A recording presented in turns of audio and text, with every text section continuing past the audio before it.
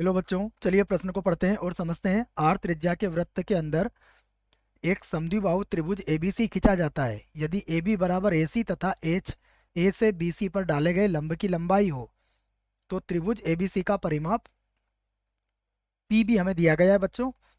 तो क्षेत्रफल A है, जबकि हमें क्षेत्रफल A के लिए सीमा दी हुई है H का मान 0 की और अग्रसर A बटा P की घात 3 बराबर 1। और हमें विकल्प A B C और D ये चार विकल्प दिए गए हैं, जिनमें से हमें सही विकल्प का चुनाव करना है। प्रश्न को हल करने से पहले हम प्रश्न के लिए मुख्य अवधारणा लिख लेते हैं। तो प्रश्न के लिए मुख्य अवधारणा जिसकी सहायता से इस प्रश्न को हल किया जाएगा।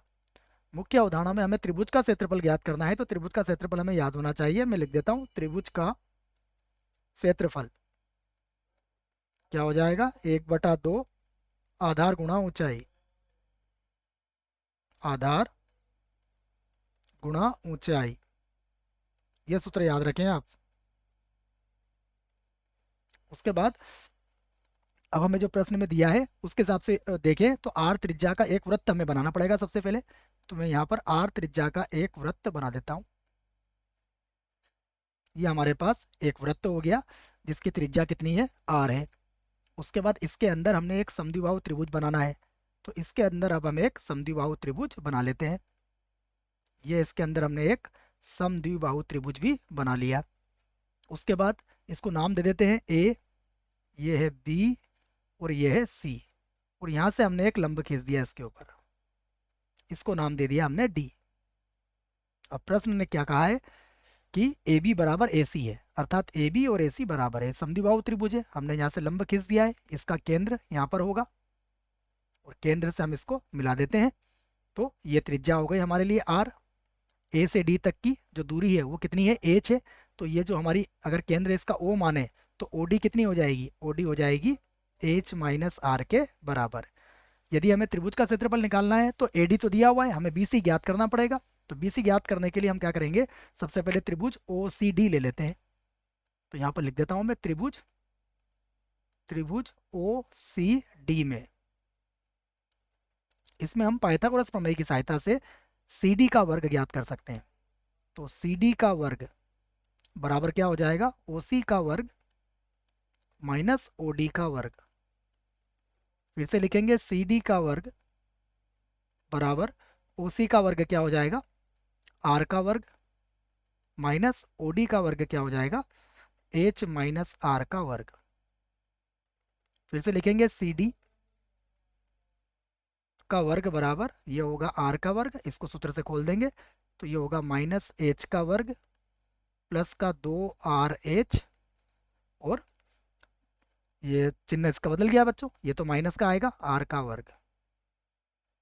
अब जो कट रहा है उसे काट लीजिए और हम इसका वर्गमूल ले लेते हैं। तो सी डी वर्गमूल धनात्मक ही लेना है हमें क्योंकि लंबाई की बात हो रही है। तो ये होगा 2RH और माइनस हो जाएगा एच का वर्ग।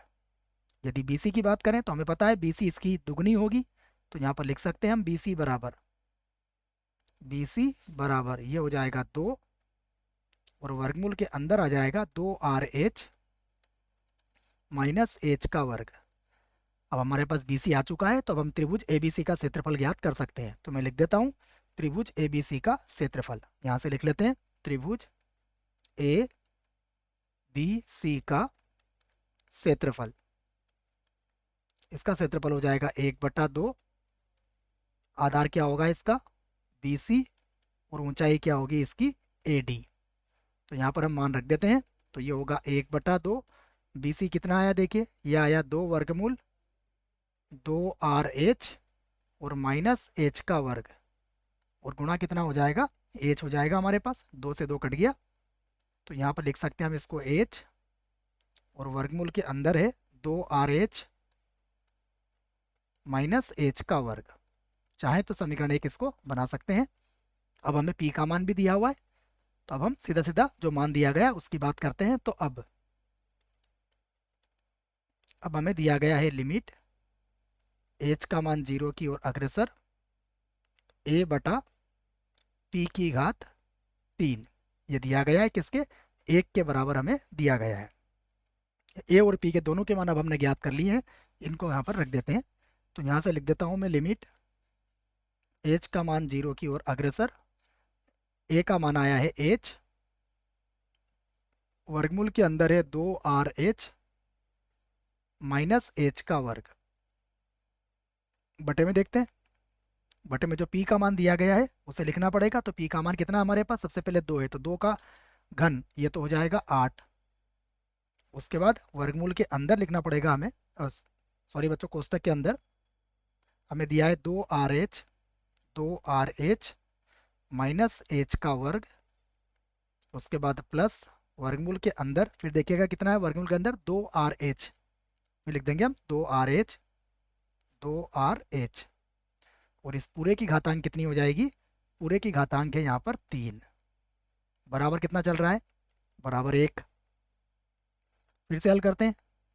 तो लिमिट, अभी अनिर्धारित रूप में है सीमा, यहाँ से हम h को बाहर ले सकते हैं, तो ये हो जाएगा h और वर्गमूल h। अब क्या बचेगा यहाँ पर, यहाँ पर हो जाएगा 2R माइनस, यहाँ तो केवल h ही बचेगा, और यहाँ से भी हम यही करेंगे, 8 तो अपनी जगह पर है ही, यहाँ से भी हम वर्गमूल h को बाहर ले लेंगे, तो वर्गमूल h की घातांक कितनी हो जाएगी, 3, वर्गमूल h और उसकी घातांक 3 यहाँ पर बाहर निकल जाएगी। अब यहाँ पर बचेगा वर्गमूल के अंदर 2R माइनस एच, उसके बाद प्लस, फिर वर्गमूल के अंदर क्या बचेगा, 2R, क्योंकि एच को तो आपने कॉमन ले लिया था और बाहर रख दिया है उसको, और इसकी घातांक कितनी है, 3, बराबर कितना चल रहा है, 1। अब अगर आप ध्यान से देखें तो ये कट जाएगा, h वर्गमूल 3, ये भी वर्गमूल h की घातांक 3 है तो ये भी कट जाएगा। अब हम यहाँ पर h का मान 0 रख सकते हैं। जब h का मान 0 रखेंगे तो यहाँ पर होगा वर्गमूल के अंदर 2R और यहाँ पर है 8, उसके बाद कोष्टक के अंदर या वर्गमूल के अंदर आ जाएगा 2R, उसके बाद प्लस, फिर से वर्गमूल के अंदर आ जाएगा 2R और पूरे की घातांक कितनी है, 3, बराबर कितना है, 1। इसको आगे हल कर लेते हैं, तो इसी को मैं आगे बढ़ाता हूँ। देखिए तो ये हो जाएगा हमारे पास बराबर, यहाँ से लिख देते हैं इसको। देखिए अब अगर देखें तो वर्गमूल के अंदर कितना है, वर्गमूल के अंदर है हमारे पास 2R, ये तो वर्गमूल के अंदर है, और बटा कितना हो जाएगा, देखिए बटे की बात करें तो ये हो जाएगा हमारे पास, अगर दोनों को जोड़ लेंगे, पहले तो 8 लिख लेते हैं और जोड़ेंगे तो 2, 2 का घन फिर से कितना हो जाएगा 8, और वर्गमूल 2R और इसकी घातांक कितनी हो जाएगी, 3 हो जाएगी, बराबर कितना है, 1 है हमारे पास। इसको फिर आगे हल कर लेते हैं, तो यहाँ पर आ जाएगा, देखो ये तो कट जाएगा और ये कटने के बाद आ जाएगा 1 बटा, ये हो जाएगा 64। उसके बाद देखिए ये वर्गमूल 2R से वर्गमूल 2R कट जाएगा, हमारे पास फिर भी इसका वर्ग बच जाएगा जो हो जाएगा 2R के बराबर। तो यहाँ से हम देखेंगे तो ये आ जाएगा 1 बटा 128R, ये 1 के बराबर आया है बच्चों। इसी का मान हमसे पूछा गया था। अब हम विकल्प देखते हैं कौन सा विकल्प सही है।